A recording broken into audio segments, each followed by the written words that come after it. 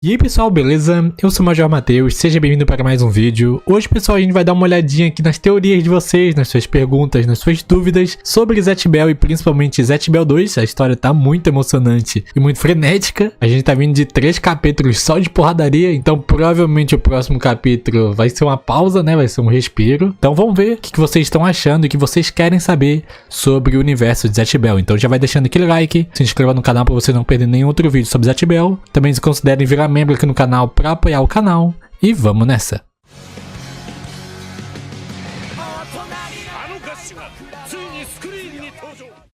O Julia de César perguntou o seguinte: será que o autor vai substituir algum personagem? Não achei que o professor Nazo ainda estaria vivo a essa altura. Então, Julia, antes do professor aparecer, muita gente tinha até considerado que ele estava morto, né? Que ele já era bem idoso na Batalha Mamoru, então provavelmente já teria morrido, mas não, ele tá vivo ainda. Porém, a gente já viu que o professor não é mais aquele professor, né? Ele não tem mais aquele pique que ele tinha, então provavelmente a gente pode ver o professor, acho que comentei isso no último vídeo, o professor ajudando mais no mundo humano, né? E talvez na guerra final, onde vai todo mundo batalhar, o professor fique um pouco pra trás, né? Fique de escanteio ali enquanto os outros humanos vão de fato pro mundo Mamoru. Tanto que o professor ganhou essa batalha na lábia, né? Ele rolou bastante e conseguiu trazer mais um humano pra batalhar por ele. Então pode ser que o Makoto já tá mostrando que o próprio professor não vai participar das lutas futuras. Aí um substituto pro professor poderia ver o Vino. O Vino foi apresentado pra gente também no último capítulo. O Vino, ele aprendeu muita coisa com o professor, ele com certeza sabe o básico ali de medicina, né? Fora todos os conhecimentos, o professor tem 1 bilhão de livros na casa dele, né? Então o Vino, ele pode estar muito mais inteligente agora nessa nova história. Então na minha cabeça, se o Makoto quiser substituir o professor, o primeiro personagem que eu vejo é o Vino, tá? Ele é um cara muito mais jovem, óbvio, não tem tanta experiência, né? Como a gente mencionou, é o Vino, ele é um adolescente ainda. Porém, né, em termos de vitalidade, o Vino com certeza ajudaria mais do que o professor.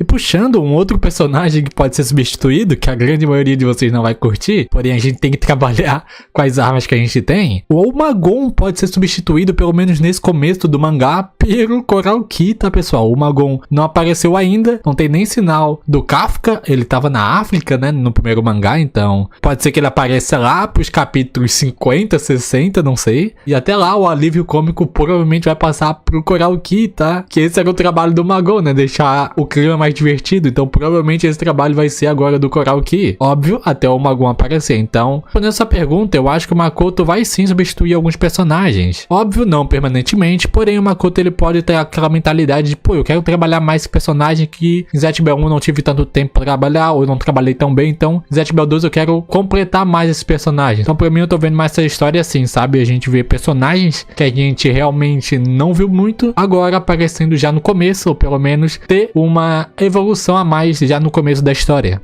O Niendi perguntou o seguinte: será que o mundo Mamoru e a Terra vão ficar mais interligados no futuro? Tipo, ter mais meios para se passar de um mundo para outro ou descobrir novas fórmulas? Um exemplo é a tesoura dimensional do desenho Star vs Força do Mal. O Portal de Sans é algo parecido com isso. Cara, tem uma teoria muito boa com isso, só que é mais para o final da obra, né? Tem algumas pessoas que cogitam que o final de Zatch-Bell 2 vai ser com o mundo Mamoru e o mundo humano, né? A Terra se tornando um só. Não que os dois mundos irão fundir, né? Mas como você mencionou, conseguir transitar livremente um para o outro, sabe? Viver livremente. Como a gente talvez vê no mundo assim de Pokémon. Humanos e Pokémons coexistindo, sabe? Pode ser a mesma coisa aqui com os Mamoros no final de Zatch-Bell 2. Mas eu gostei muito, cara, do exemplo que você citou aqui da tesoura dimensional do desenho de Star vs Força do Mal. É que a tesoura da Star lembra muito o novo bastão mágico que a Tio vai receber, né? A gente viu a Tio com esse novo bastão, que até agora a gente não viu no mangá, porém a gente sabe que vai aparecer, pois ele está na capa do volume 3 de Zatch-Bell 2, né? E na verdade isso é um poder de portais, né? Pra Tio conseguir viajar livremente. Porém, a gente não pode esquecer que existe um demônio que já tem esse poder, que é o caso do Gorm. Inclusive o Gorm, ele é o único Mamoru que tem todos os seus poderes ainda, pois quando Vesmiracho roubou os poderes dos Mamoros no mundo Memônio, o Gorm fugiu para sua sala negra, né, sua sala escura. que é uma nova dimensão que o Gorm criou. Então o Gorm fugiu pra lá e tá com seus poderes ainda. Tanto que ele tá conseguindo ajudar alguns Mamodos a fugirem com aqueles transportes voadores.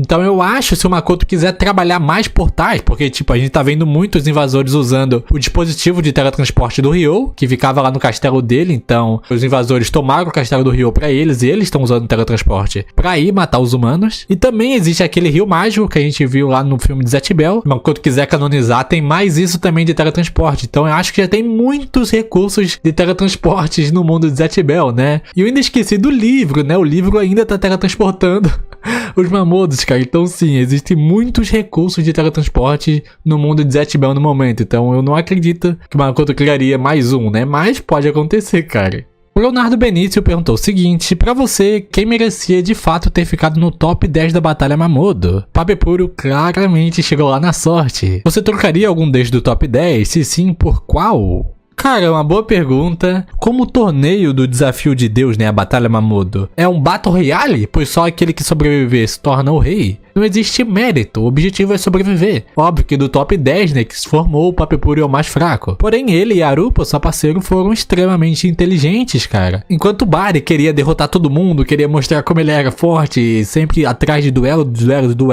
o Papepuro, ele sempre foi se aliando quem ele considerava forte, né? Quem ele estava vendo que estava indo muito bem na batalha, ele ia se aliar. Então, se a gente for considerar mérito na Batalha Mamodo, não faz muito sentido, né? O Zinho eu acho que entraria no top 10, pois ele armou muitos planos desde o começo do mangá, tocou o terror na batalha, podemos dizer assim. A batalha seria muito mais sem graça se o Zinho não estivesse lá, então acho que o Zinho entraria no top 10. O Ryo também tem muitos feitos, a estratégia dele de tentar usar o Faldo, uma criatura totalmente fora do comum, para vencer a batalha. Provavelmente ele até venceria o Clear Note com o Faldo, né, então se tornaria o rei. Mas, né, o Zinho tava lá, o Kyomaru tava lá também pra estragar os planos dele com o Faldo, né, transportando o Faldo de volta para o mundo Mamodo. Então se a gente parar pra analisar mesmo a batalha Mamodo, cara, a gente vai ver que tem vários Mamodos brilhantes, velho. Vários Mamodos que tiveram estratégias excepcionais, que com certeza eu botaria no top 10. Porém, né, como eu mencionei, né, porque eles tiveram muitos feitos, ou porque eles tiveram mérito por fazer isso, que eles ficariam no top 10, né? Você só tem que sobreviver. Essa é a única regra, né? Então, por mais que a grande maioria das pessoas odeie o Papepuro, pois ele com certeza era um dos mais fracos, mas sempre tava puxando o saco de um do outro,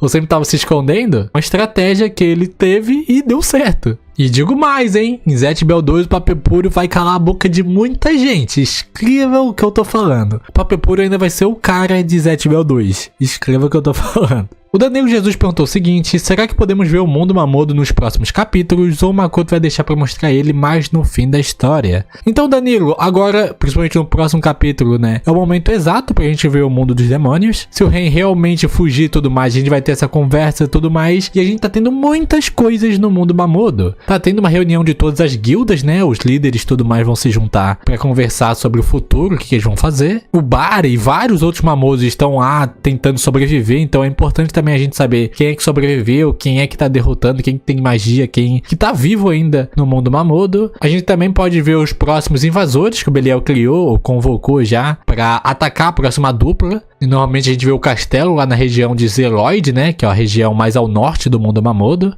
Então, cara, tem muitas coisas. Se o Makoto quiser trabalhar um novo núcleo sem ser dos protagonistas, a gente começa a ver mais o mundo demônio. Tem muitas coisas acontecendo por lá. Porém, faz sentido, como você mencionou, a gente vê mais pro fim da história. Pois a gente sabe que vai ter a grande guerra, né? Que vai todo mundo pra tentar recuperar seu mundo. Então vai ter batalhas em todos os lugares, né? A gente vai conhecer muitas mais regiões. Então faz muito sentido o Makoto deixar pra explorar mais pro fim da história. Mas eu gostaria muito, sim, de ver pontos específicos, mano. Principalmente essa reunião que tá acontecendo lá. Pode estar acontecendo nesse exato momento lá no mundo Mamodo. O William Yotsumoto perguntou o seguinte: você acha que algum humano vai usar alguma arma para lutar? Tipo um revólver, uma pistola ou um canhão? Tendo assim mais um recurso para destruir os núcleos dos invasores? Cara, com certeza seria muito mais divertido, William, a gente, sei lá, ver um humano puxando uma K-47 para derrotar os invasores. Mas, cara, se a gente seguir totalmente o power scaling que foi apresentado pra gente em Zatch Bell 2, se a gente seguir certinho o nível de poderes, não vai adiantar muito, né? Pois a gente viu lá no capítulo 1 de Zatch Bell 2 que um dos bandidos humanos pegaram um pedaço de ferro, um pé de cabra, e tentou acertar o Aig, quebrou totalmente, sabe? E a gente ainda viu vários outros bandidos atirando no Aig, sim, com armas de verdade. Sabe o que fez? Nada. Na verdade, sujou a máscara do Aig, né? Óbvio, pode ter invasores que sofrem sim com armas, por exemplo, o Gil mencionou que ele era humano, e até onde a gente sabe, se você dá um tiro em humano ele morre, né? Então, talvez no Gil funcione, mas a grande maioria do exército do Belial não são de humanos, né? São de criaturas mais fortes ainda que o Aig, então, na minha opinião, seria muito mais divertido a gente ver, será o Hosokawa com aquelas armas dele e tudo mais, porém, não acho que o tiro de uma Glock vai conseguir matar um invasor. E por último, fui na feira e voltei e termino as previsões perguntando o seguinte: tem chances do Makoto colocar algum personagem no cânone de Zatch Bell 2? Já que atualmente ele possui todos os direitos de Zatch Bell. Então, cara, uma boa pergunta. Eu acho que os únicos personagens que a gente pode ver em Zatch Bell 2 que apareceram em Zatch Bell 1, no filme, em jogos, é o Reed, aquele mamodo de vento que a gente viu apenas no anime de Zatch Bell, e o Cavaleiro Negro, mano, que a gente viu apenas no primeiro filme de Zatch Bell. Porque esses dois personagens já foram canonizados no primeiro mangá. O Reed estava lá na foto final com todos os participantes da última batalha, e o Cavaleiro Negro estava comemorando com os outros mamodos quando o Guest se tornou o rei.